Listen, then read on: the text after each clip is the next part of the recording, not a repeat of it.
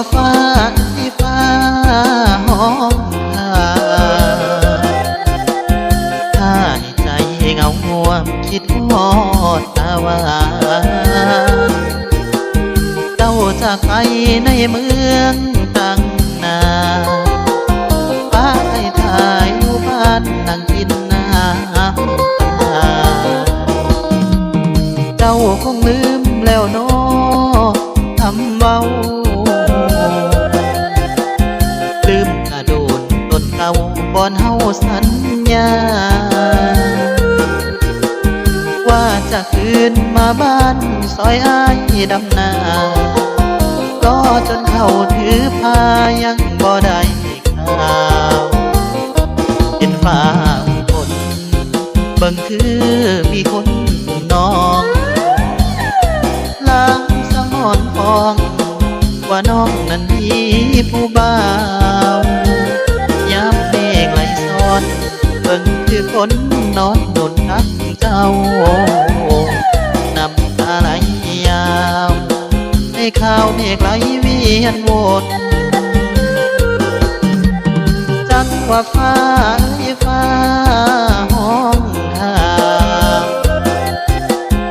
อายยาน้องเปลี่ยนใจคือฟ้าสังคนเห็นฟ้ายิกคิ้ว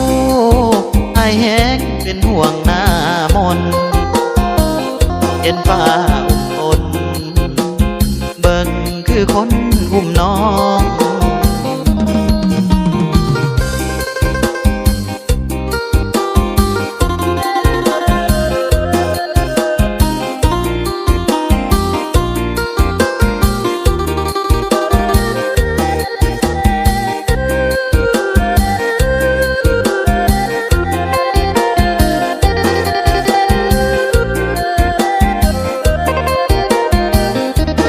ฟ้าฝนเบิ่งคือมีคนอุ้มน้อง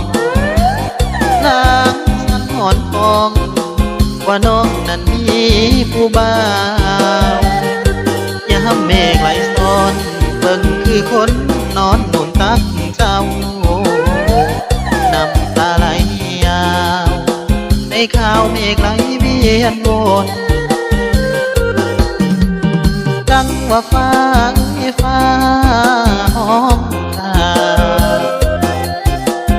อายยันน้องเปลี่ยนใจคือฟ้าสังคนเห็นฟ้ายิกคิ้ว